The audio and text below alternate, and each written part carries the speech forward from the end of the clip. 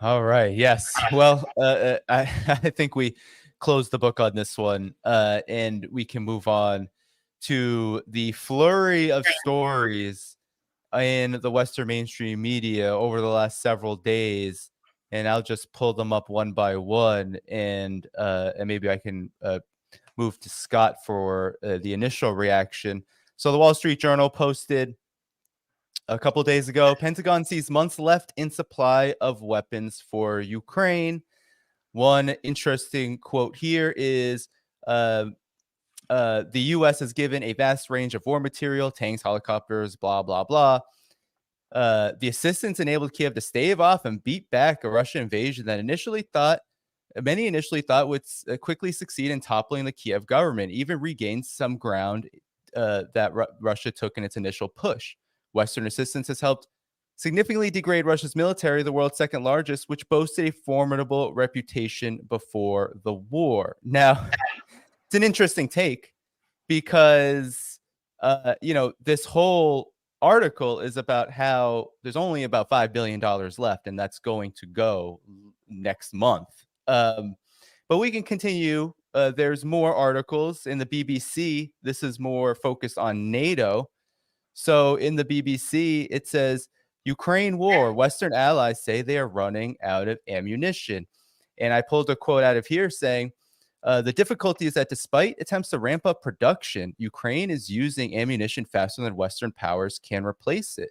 Analysts say that in contrast, Russia appears much more able to gear up its wartime economy and replenish its own stockpiles. So help us understand, Scott, maybe you can go first. What is with this contradiction? Why is it that it's in these days, these first days of October, it feels like one article after another talking about this problem when it comes to weapons, ammunition for Ukraine? What's going on here? Well, let's keep in mind that the mainstream media has been a very compliant tool of the various governments, the United States, NATO, non-NATO European members who are supporting Ukraine. And they've been used to shape a narrative. This war is being fought on a couple fronts.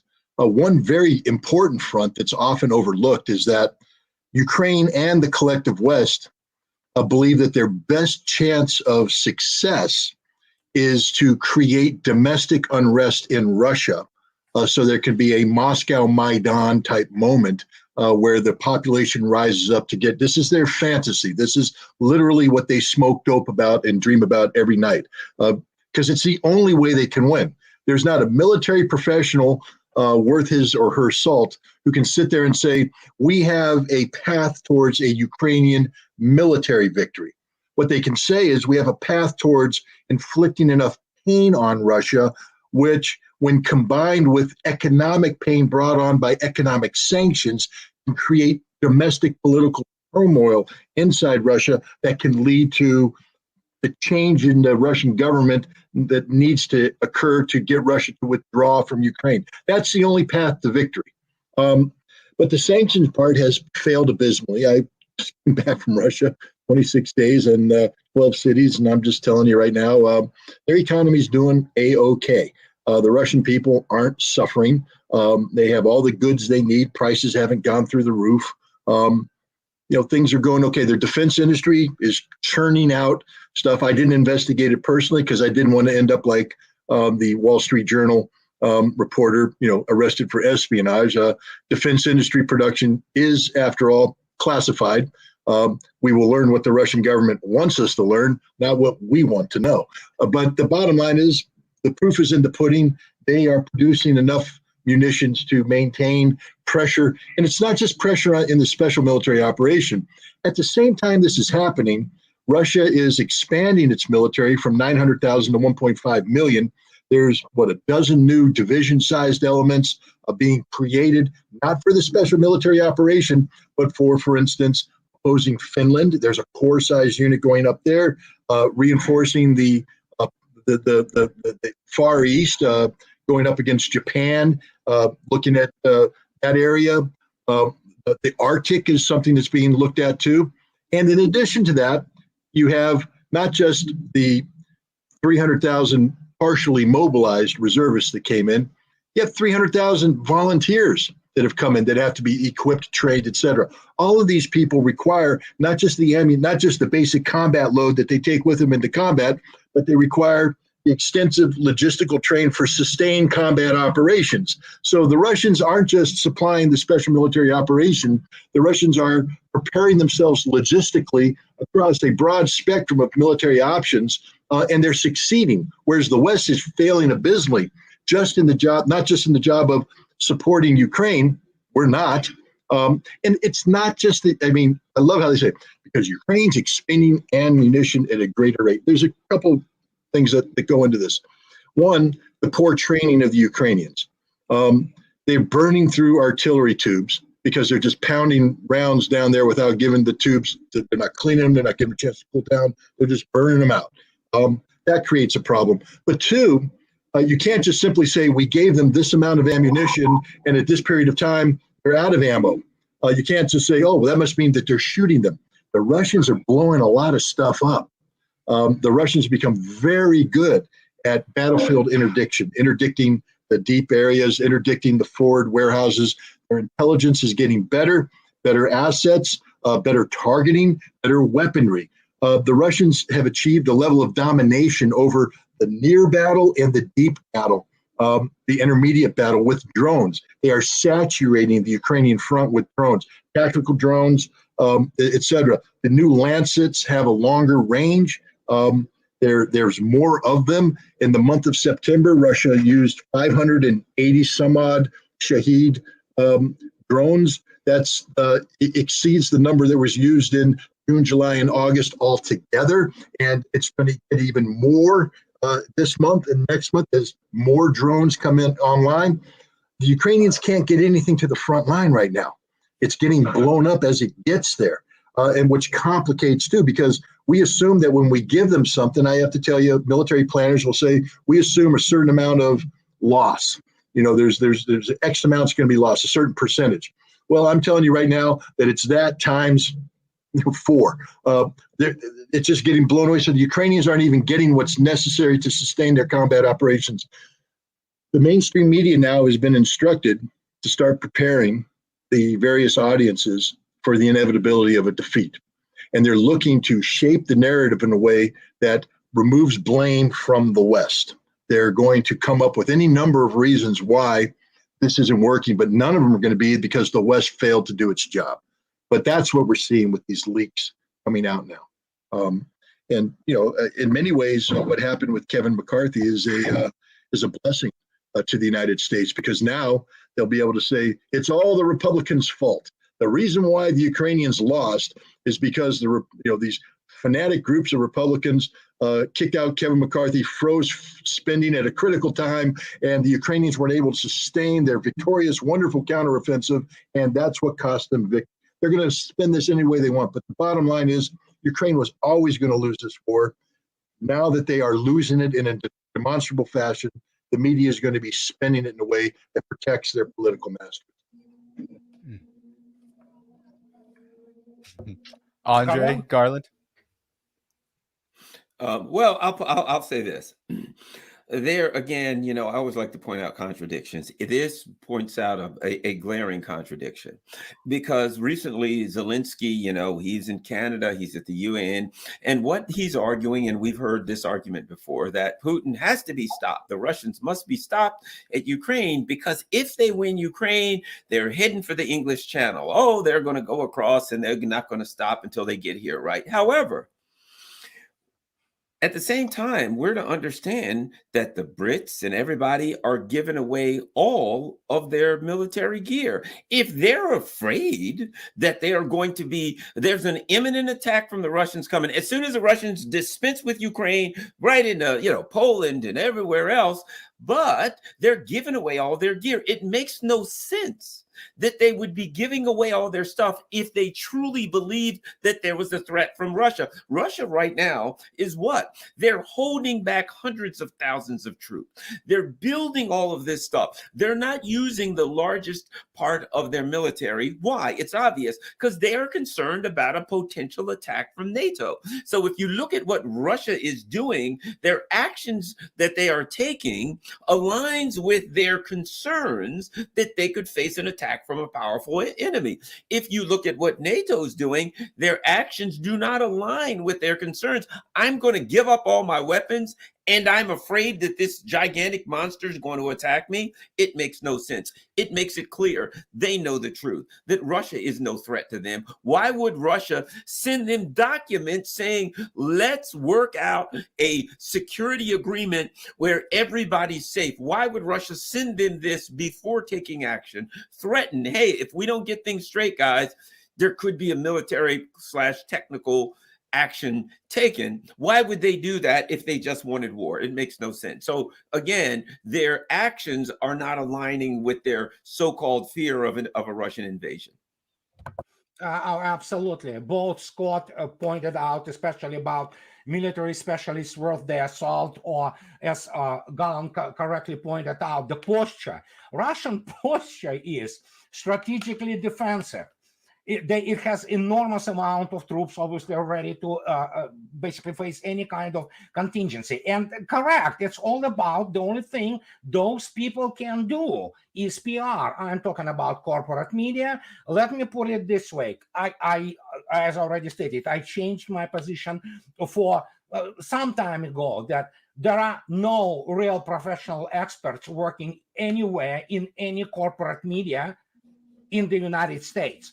I'm not talking about clowns like David Petraeus or King from Institute for Unlearning How to Fight a War. There's not a single professional behind American corporate media who understands actually what modern multi-domain, massive scale combined arms operations are and how strategies are developed. None, zilch. None of them will stand, even communicating on the level of the division or corps planning, will be able to even argue with somebody, the officer from the staff of the army, for example. They will just wipe the floor with them, with all those people like Petraeus who wrote the field manuals on counterinsurgency. He's nobody. He doesn't even understand how this whole thing works.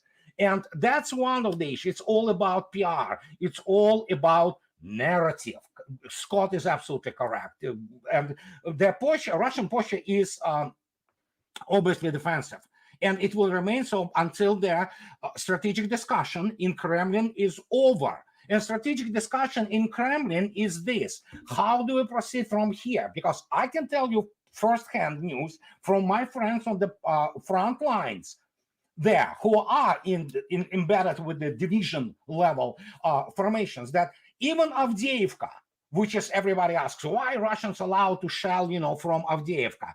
Well, let's put it this way. Well, there's definitely the shelling, some shelling, random, and periodically 1, 2, 3 civilians sadly die. But, even they say, we can take Avdiivka now. But obviously, this is a different operational and strategic picture. They look at the tactical minutiae and make conclusions, And here comes this very funny anecdote, very famous now.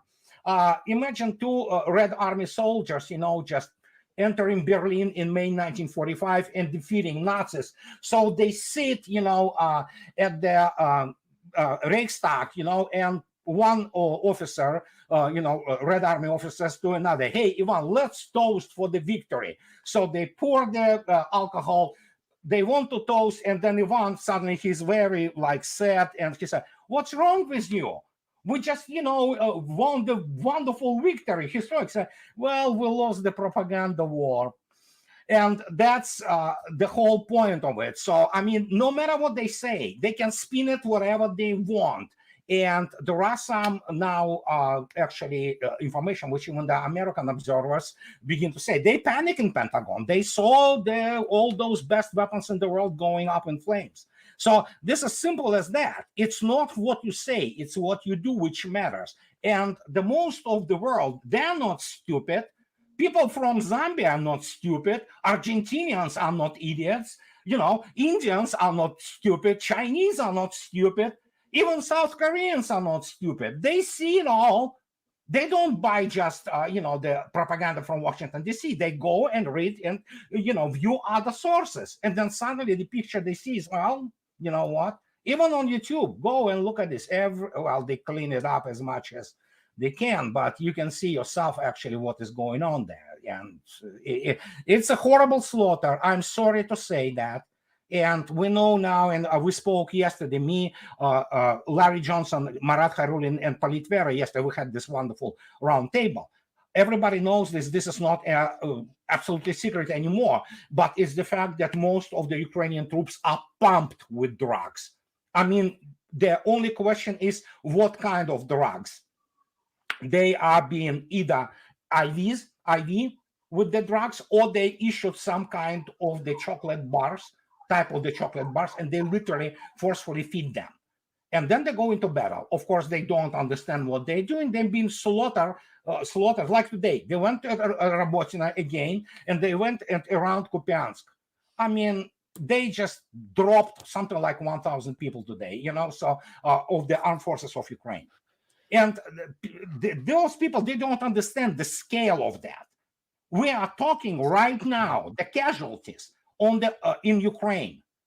I'm talking about both KIAs and wounded, sanitary casualties. And so when you put this together, we're looking at between 1.2 to 1.5 million, with about 500,000 KIAs alone. This is what is confirmed, because nobody knows the number of the killed, and it's huge number, what is happening in the immediate tactical rear, let alone operational rear. Every day, Scott correctly stated, those, they called Gerans, Shahid drones. It's not just drones. There are swarms of the cruise missiles flying there, just blowing the military industrial infrastructure and locations of their units.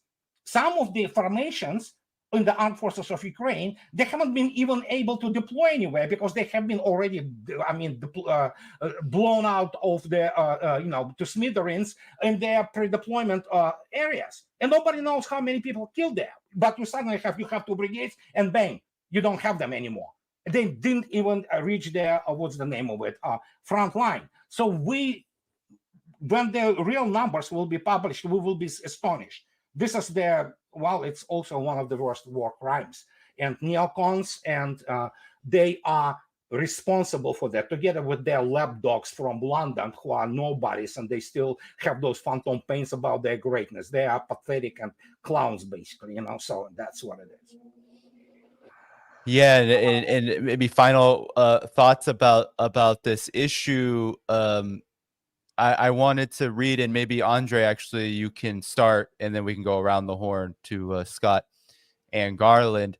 I feel like you said public relations, Andre, is just critical right now for the collective West, as things have gone south. And here, this quote out of the Wall Street Journal, I feel like is what I'm hearing a lot more, is that there's always at least a few references to this, what I think is a complete lie, but they're presenting it as fact. The assistance enabled, this is Western assistance to Kiev, to stave off and beat back a Russian invasion that many initially thought would quickly succeed in toppling the Kiev government, and even regain some ground Russia took in its initial push.